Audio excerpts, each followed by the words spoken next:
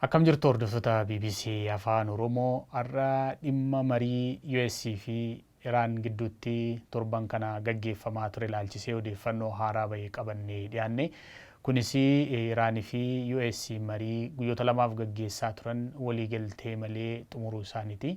Magaalaa guddoo Paakistaan Islaamabad keessatti bakka bu'oonni biyyoota lamaaniitu erga jimaata darbeetii kaasee achitti wal ga'anii mariirra turanii marii akkaan eegamaa turedha. Addunyaan itti bahi marii kanaa maal ta'a kan jedhu eegaa ture addunyaan jechuudha. Garuu immoo biyyoonni lamaanii ibsa halkan kaleessaa yookiin immoo gara barii har'aatti kennaniini waliigaltee irra ga'uu akka hin dandeenye dhimmoonni achirratti kaan biyyoota lamaaniifuu waan hin liqinfamne kan fakkaatudha. Ibsi biyyoonni lachuu kennanii bakka bu'oonni biyyoota lamaaniitu jechuudha.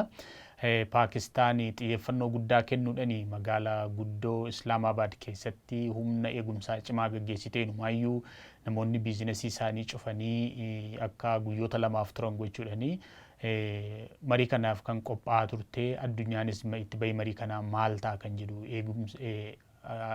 akka malee eegaa ture jechuudha. Garuu immoo oduu gaarii kan hin fakkaannedha jechuudha addunyaaf. Sababni isaa waraanni Iraan kun biyyoota waraana kana keessa jiran qofa osoo hin taane biyyoota addunyaa Itoophiyaa dabalatee jechuudha. Qaala'insi boba'aa karaa ulaa Ormuuziin boba'aan darba waan ta'eef boba'aa qofa osoo hin taane xaa'oo galteewwan xaa'oo karaa biyyoota galoo galaanatii gara addunyaatti deeman akkasumas immoo daldalli garaagaraa gara biyyoota sanaatti ergamu ergiin garaagaraa danqamee jira waan ta'eef kun dhimma waraana US Israa'el fi Iraan qofa osoo hin taane dhimma addunyaa hudhee kokkee qabudha. Kanaaf mariin nagaa guyyoota lamaan gaggeeffame suni waan tokko qabatee dhufa kan jedhu lammiilee biyyoota sanaa qofa osoo hin taane hawaasni idil addunyaa kan eegaa turedha. Garuu immoo akka carraa ta'e mariin kun hin milkoofne. Sababa mariin kun hin milkoofneef biyyoonni lamaanitu ibsa kennaniiru jechuudha. Wal komataniiru ebelutti sababa ebelu akkas ta'ee fi sababa ebelu akkas ta'eef kan jedhudha. Gama UStiin yoo ilaalle US bakka bu'anii marii sanarratti kan hirmaatanii qondaalota olaanoodha. Inumaayyuu seenaa biyyoota walitti dhufeenya biyyoota lamaanii keessatti waggaa 50 keessatti yeroo jalqabaatii fi qondaalonni sadarkaa olaanoo biyyoota lachuu bakka bu'anii kan fuula wal arganii mari'atan jedhama. Erga warraaqsi Islaamaa Iraan bara 1979tti mudatee asii walitti dhufeenyi US fi Iraan gidduu jiru walitti dhufeenya sirrii miti. Walitti dhufeenya dippiloomaasii hin qabanii muddamni waggaa jaarraa walakkaaf gaggeeffame haga ammaatti kan itti fufeedha. Kanaaf erga bara 1979 warraaqsi Iraanitti gaggeeffame mootummaan Ayatollah aangoo qabatee asii biyyoonni lamaan qaama walitti dhufuu naafuuti. Walitti dhufeenyuma dippiloomaasiitu walitti dhufeenyuma gaariiyyuu qabaataan turanii dhimmoota garaagaraa irratti dhimma gabbisa Nikolaa Iraan irratti yeroo baay'ee falmiin isaan gidduu jiru. Yeroo garaagaraatti mariin gaafa gaggeeffamu fakkeenya bara 2015 Iraan wajjin mariin gaggeeffamee waliigaltee irra ga'ameera. Yeroo sanas ta'ee biyyoonni kun fuula walitti dhufanii osoo hin taane karaa qaama sadaffaatiin biyyoota isaan lamaaniif fuumichuu ta'anidha isaan gidduu deemee kan walitti fidee yaada isaanii wal jijjiiree waan isaan irratti walii galan irratti kan walii galaa turan jechuudha. Amma gaa yeroo jalqabaatiif waggaa 50 keessatti fuula walitti dhufanii kan mari'atanii mariin kun biyyoonni lamaaniifuu marii kanaaf xiyyeeffannoo guddaa kennuu isaanii kan agarsiisu qondaalota yookiin immoo bakka bu'oota jila marii kanaaf gara sanatti ergamanidha. Gama US'n yoo fudhanne ittaanaa pirezidaantii US JD Vance'dha. Isaan waliin immoo ergama addaa US kan ta'e Witkoff akkasumas immoo Jared Kushner jila isaanii qabataniiti. Kana jechuun sadarkaa mootummaa qondaalota olaanoodha jechuudha. Kun maal agarsiisa? US's marii kana bulchiinsi Tirampis waraanni kun akka xumuramuu fi fedhii akka qabuu fi iddoo guddaatti kennuudha jechuudha. Jila achitti ergamerraa gaafa laallee kana dura mariiwwan garaagaraa yeroo gaggeeffamanii baay'ee isaa kan gaggeessu Witkoff ture. Ergama addaa ture yookiin immoo ministeera dhimma alaa US'dha. Gama Iraanis yoo fudhannee kana dura mariiwwan US fi Iraan gidduutti taasifaman irratti bakka bu'oonni yookiin jilli argamaa turanii sadarkaa ministeera dhimma alaatti Abbaas Araghchiidha. Ministeera dhimma alaa Iraanidha kan jila kana gaggeessaa turanii. Gama Iraaniin amma marii kana irratti yoo fudhannee gama Iraanis qondaalota sadarkaa olaanoodha kan Iraan ergite. Afyaa'ii paarlaamaa Iraan kan ta'anii Mohammad Bagir Galibaaf nama jedhamanii siyaasa Iraan keessatti nama jabaadha, nama cimaadha. Inumaayyuu yeroo ammoo kana namoota Iraan qabdii jedhaman keessaa nama qondaala olaanaadha jedhamanii amanamanidha. Taansuudhaan jilli isaan waliin ergamanii ministeera dhimma alaa Iraan kan kana dura marii garaagaraa irratti hirmaataa turan US waliin jechuudha. Abbaas Araakchidha jechuudha. Abbaas Araakchii otoo waraanni kun hin eegalamin duras erga waraanni kun eegalee boodas Paakistaanitti marsaa lammaffaa deebi'uu isaaniiti. Kanaaf biyyoonni lamaaniitu iyyuu iddoo guddaatti kennanii marii kanarratti akka hirmaatanidha. Garuu immoo dhimmi ijoon marii kanarratti kaasanii irratti walii galuu akka hin dandeenye gamni lamaan iyyuu ibsaniiru. Mariin kun goolabamuu booda waliigaltee malee goolabamuu booda US bakka bu'anii kan ibsa kennan miidiyaaleef pirezidaantii taanaa US J.D. Vance'dha. J.D. Vance maal jedhanii oduu gammachiisaa fi oduu gaddisiisaa jechuun bakka lamatti qoodanii kan ibsanii oduu gammachiisaa kan isaan jedhan maalidha? Iraan wajjin dhimma ka'uu malu hundumaa kaasnee irratti mari'anneera. Kuni waan gaariidha, oduu gaariidha. Garuu immoo oduu gaddisiisaa kan ta'u maalidha? Iraanii ejjennoo US wanta US sarara diimaa jettee lafa keesse fudhachuu hin dandeenye. Kuni gaddisiisadha. US kanatti baay'ee gadditeerti. Kanas ta'e sana immoo kun kan caalmatti miidhu Ameerikaa ta'uu hin taane Iraan mataa ishiiti jechuudhaan kan isaan ibsanii marii kana keessatti dhimmoota ciccimoo kaasaniiti kan isaan akka mari'ataa turan maayyuu qabeenyi Iraan kana dura sababa gura garaagaraatiin qoqqobbiirra kaa'ameen Iraan jalaa guramaa ture. Innis ka'ee akka irratti mari'atamee dhimmi nukleeraa Iraan qabxii ijoo akka ta'e kanneen kaasanii kan irratti mari'ataa turan ta'uu isaati kan ibsanii. Garuu achi keessatti J.D. Vance maaliin kaasnee waa'ee dhimma ulaa Hormuuz kaasan hin dubbanne. Maal akka mari'atan maalirratti akka walii galan dhimma ulaa Hormuuz ijoo addunyaa ta'e irratti homaa hin dubbanne. Garuu immoo dhimma nukleeraa Iraan irratti Iraan nukleeraa kana dura akka hin hidhanneef carraaqaa turre ammas hin hidhattu gara fuulduraatti hin hidhattu kun sarara diimaa US'ti. Ejjennoon US maal akka ta'e yeroo dhumaatii fi kana caala fooyya'uu akka hin dandeenyetti ibsineef irraa fudhachuuf sun garee Iraaniiti jedhaniiti ibsa gabaabaa kennanii gaafilee muraasa gaazexeessitoota irraa gaafatamaniif deebii kennanii kan gara US'tti deebi'an jechuudha. Qondaalonni biyyoota lamaanitu amma Islaamabaad keessa ba'anii gara biyya isaaniitti deebi'aniiru. Gama biraatiin J.D. Vance maal jedhan ibsa kennan kanarratti yeroo mariin gaggeeffamu kana sa'aatii 24 Islaamabaad keessa turre mari'ataa turre.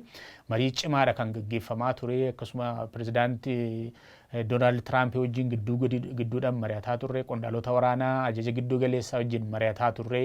Ejjennoon US maal akka ta'e sirriitti ibsineef irraa kan jedhani. Taansuudhaan Iraan maal jettee yoo jenne ibsa kanarratti marii gaggeeffame irratti ibsa kenniteeni. Iraanis akkuma US Iraan komatte immoo deebitee US'dha kan isheen komatte. Dubbi himaa ministeera dhimma alaa Iraan kan ta'anii Ismaa'eel Bagaahii ibsa kennaniini. Iraan dursumaayyuu marii marsaa tokko qofaan gaggeeffamuuni waliigaltee irra akka hin gahamne beekti turte. Too kana beektu garuu immoo mari'achuu fedhii cimaa waan qabduu fi gara Islaamabaad qondaalota ergine kan jedhanii dubbi himaa ministeera dhimma alaa kuni sababni isaan dhiyeessan maalidha? Haalli mariin kun itti gaggeeffame haala amantaan hin jirre keessattidha. Wal amantaan hin jiru. Duumessa wal amantaa dhabuutu ture, wal shakkiitu ture. Kanneen kana jechuudhani kan isaan ibsa kennanii. Inumaa immoo gaaffiin US gaafatti gaaffii Iraaniif deebisuudhaaf ulfaatudha. Gaaffii walirratti ta'edha. Excessive demand yookiin immoo gaaffii olaanaa gaaffii deebi'uu hin dandeenye interest yookiin immoo fedhii Iraan wanta danquu danda'u wanta Iraan deebisuu hin dandeenyedha kan US gaafatte. Kuni danqaa tokko inni kan biraa immoo wal amantaa dhabuudha.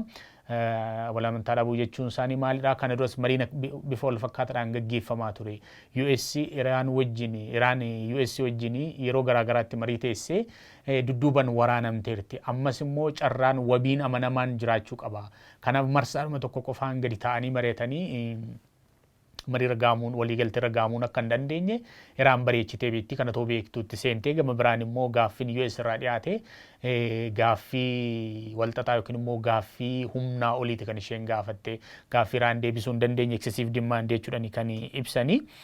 Garuu immoo ammayyuu carraan jira. Carraan dippiloomaasii balballi dippiloomaasii hin cufamne. Iraan waraana keessa galuu waraanuun fedhii ishii miti garuu immoo of ittisuuf mirga qabdi.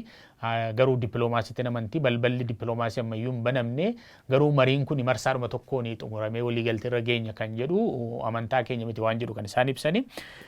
Ittaansuudhaan jila kana sadarkaa olaanaadhaan Iraan bakka bu'anii gaggeessanii Islaamabaad keessatti US waliin kan mari'ataa turan Muhammad Bagheer Gaalibaa fi afayyaa'in mana maree yookiin immoo afayyaa'in paarlaamaa Iraan wanta isaan fuula X irratti barreessanii rakkoo guddaan Iraan yookiin bakka bu'oonni Iraanii qondaalota US bakka bu'anii dhiyaatan kanarraa amantaa dhabuudha kan isaan jedhanii maalidha. Kanaan dura US bakka bu'anii hirmaataa kan turan Witkoff fi akkasuma Jared Kushner yeroo garaagaraatti magaalaa guddoo Switzerland keessatti Geneva keessatti magaalaa guddoo Switzerland Geneva keessatti wal arganii mari'ataniiru. Jared Kushner fi Steve Witkoff waliin jara kanarraa amantaa hin qabnu toosaa waliin mari'annuuti marsaa lama duuban kan waraanni nurratti baname kan jedhu ijjennoo Iraanii akka ta'e atmosferii mariin kun keessatti gaggeeffame atmosferaa walamantaan hin jirre shakkiin itti baay'ate keessatti jara kana immoo amanuuf nu rakkisa kana dura waliin mari'annee waraanni nurratti gaggeeffameera yaada jedhudha kan kaasanii qondaalli olaanaan Iraan kuni. Inni kan biraa marii kanarratti falmiin guddaan gaggeeffameera jedhanii gama lamaan irraayyuu gaaffiin dhiyaachuu qabu dhiyaatira. Garuu immoo haalonni amma kaasan kun haalonni isaan kaasan kun waliigaltee irra gahuu dhabuudhaaf danqaa akka ta'e walamantaa dhabuun akkasumas immoo gaaffiin US dhiyeessite gaaffii cimaa ta'uusaa akka ta'edha kan isaan kaasanii lamaan isaanii quba walitti qabaniiru jechuudha. US'n Iraantu ejjennoo keenya fudhachuu didee waan nuti barbaannu intarastii yookiin immoo fedhiin keenya nuti achirratti dhiyeessine guutumaan guututti hin fudhanneeraan kan jedhudha. J.D. Vance kan dubbatanii Iraan immoo gama ishiitiin US'n wanti isheen qabattee dhiyaatte gaaffii olaanaa excessive demand isaadhaan akkasumas immoo walamantaan dhabuun haalli waliin sun itti gaggeeffame kanaaf sababa ta'uudha. Lamaan isaanii quba walitti qabaniiru.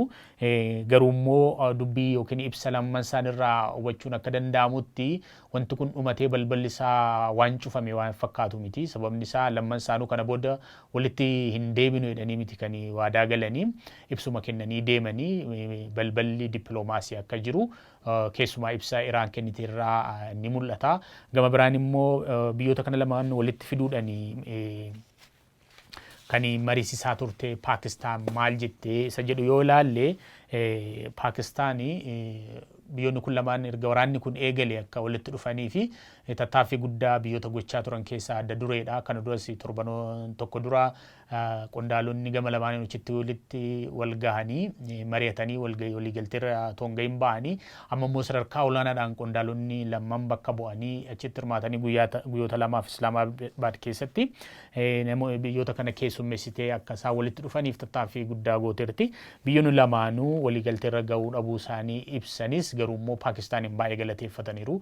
US's Iraanis tattaaffii isheen gooteef baay'ee galateeffataniiru. Keessumaayyuu muummicha ministeeraa Paakistaan baay'ee galateeffatan biyyoonni kun lachuu jechuudha. Paakistaan marii kana booda ibsa kenniteen biyyoonni kun lamaan akka dhukaasa dhaabuu waadaa galan dhukaasa dhaabuu torban lamaan kana akka kabajan akka hin cabsine waliigalteerra hin geenye jedhanii gara waraanaatti akka hin deebine gaaffii dhiyeessiteerti. Akkasumas immoo guyyoota tananiif deebi'anii akka wal arganiif ammas tattaaffii gootu akka hin dhaabne abdii akka hin kutanne biyyoota kana lamaan irraa adaraatti kennatteetti yookiin immoo imaanaatti kennatteerti jechuudha. Adaraa deebitanii waraanatti hin galina tattaaffii yookiin immoo balbala dippiloomaasii keessanii hin cufina. Anis gama kootiin waan gochuu danda'u hundumaa guyyoota dhufan keessatti wanti kun deebi'amee akka irratti mari'atamuu fi tattaaffii nan godha kan jedhu ibsa kennite.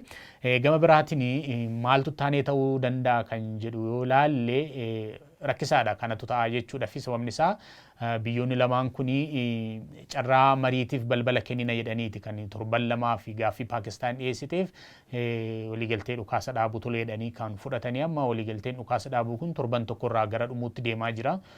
Guyyoota torban tokko waliin caalletu kan hafu. Ammayyuu gaaffiin ulaa Hormuuz furmaatan arganne US numayyuu dilbata sanbata kaleessa dooniiwwan waraanaa garasitti erguudhanii maayinii yookiin immoo fanjii Iraan galaana Hormuz yookiin ulaa Hormuz keessa awwaalte qulqulleessaa akka jirtu ibsitee turte. Tariitii haleellanii US fi Iraan itti fufaa kan jedhu ammayyuu gaaffii ijoodha. Sababni isaa marii irratti walii hin galle jedhanii jarri lamaanuu ibsa kennaniiru waan ta'eef kuni gara waraanatti isaan deebisaayii tariitii immoo tattaaffiin biyyoonni akka Paakistaan kun godhan biyyoonni kun marsaa biraa deebi'anii akka mariidhaaf ta'anii fi ammas carraan ni taasifamaa kan jedhu Paakistaan ibsiteerti. Deebitee akka biyyoonni kun walitti dhufaniif tattaaffii akka gootu garuu immoo balballi banaadha jechuudha ammayyuu waraanni kun gaggeeffamuu isaatii fi Tiraampinumaayyuu maal jedhee ibsi kana dura mariin akka gaggeeffamuu fi gaaffii Paakistaan dhiyeessite fudhanneera jechuudhani torban lamaaf dhukaase akka dhaabbatu kan ibsee ture. Gama biraan immoo Israa'el waraana kana keessatti qaama ijoodha waan taateef marii kana keessatti hin hirmaanne gaaffii isheen qabdu yookiin immoo tarastii isheen qabdu dhiyeessitu qabatee marii kana irratti dhiyaate waan ta'eef waa dangalameefira US gaafa Iraan wajjin marii gaggeessitu wanta biyyoota lamaanuu fayyaduu danda'u US's Israa'elis wanta fayyaduu danda'u akka marii kana irratti kaastudha. Dhimmi ijoon dhimma nukulaaraati waan ta'eef biyyoota lamaaniifuu jechuudha. Kanaaf achi keessatti hin hirmaanne jechuudha. Gama biraan immoo waraanni Libaanos keessatti gaggeeffamu itti fufee jira. Numaayyuu Iraan mariin kan gaggeeffamuu qabu waliigalteen dhukaasa dhaabuu kun kan itti fufuu danda'u wanta Libaanos keessatti ta'aa jiru irratti kan hundaa'udha. Waraanni Libaanos keessatti gaggeeffamu dhaabbachuu qaba kan jedhu gaaffii ijoo Iraan irra deddeebiin kaastedha. Israa'el immoo gama ishiitiin kun dhimma waliigaltee keessa jiru miti. Dhimma Iraan ilaallatu miti dhimma daangaa kiyya irratti Hizboolatu waraana kana jalqabe waan ta'eef yoo mariin gaggeeffames Libaanos wajjin malee kan gaggeeffamu kan jedhu ibsaa turte. Ministeerri muummee Israa'el Benyamin Netanyaahuun kaleessa ibsa afaan Hibruutiin kennan keessatti wanta kaasan keessaa qabxilee ijoo lama kaasnee ilaallu. Maalidha kan isaan jedhanii tokko hojiin manaa Iraan keessaa qabnu ammayyuu hin dhumne kan isaan jedhanii Iraan keessatti haleellaan gaggeeffameen dandeettiin waraanaa Iraan akkasumas immoo dandeettiin gabbisa nukilaaraa Iraan jalaa manca'eeraa barbadaa'eera kanatti ni boonna garuu ammayyuu targeetiiwwan yookiin immoo bakkeewwan haleelamuu qaban hedduutu jiru waan jedhu waraana kanatti wanta deebi'uu fakkaatudha haasaa ministeera muummee Israa'el irraa kan dhaga'ame. Inni kan biraa immoo gama biraatiin waraannituma gaggeeffamu Libaanos wajjin mariin akka gaggeeffamuu fi qondaalota isaanii yookiin immoo namoota kana bakka bu'anii marii gaggeessanii ajajuu isaanii ibsaniiru. Garuu waraanni ammayyuu Libaanos keessatti gaggeeffamaa jira. Taateewwan ijoon kanaadha jechuudha. Keessumaa gaa itti bahii dhukaasa dhaabuu torban lamaa kun maal ta'a kan jedhu ammayyuu yaaddudha jechuudha. Biyyoonni garaagaraa fuula galfatanii turanii kanaan kan yaaddaan biyyoonni baha giddu galeessaa keessa jiran daafii waraana kanaa ta'an akkasumas immoo hawaasi idil addunyaa sababa ba'aatiin sababa dhiyeessii garaagaraatiin raafama guddaa uumedha dhimmi kun waan ta'eef deebi'anii waraanatti akka hin galle fedhii nama hundumaati jechuun ni danda'ama.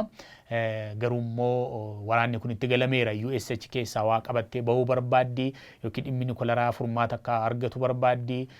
Israa'el keessa jirti. Israa'el dhimmi kun isheedhaa fi keessumaa amma waliigalteen dhukaasa dhaabuu kun kufuun ishii tariitii isheedhaaf akka carraatti ilaalamuu danda'a waan ta'eef sababni isaa haleellaan kun itti fufee Iraan akka dadhabdu yoo danda'ame mootummaan Iraan akka garagalu fedhii guddaa Iraan Israa'el qabdudha.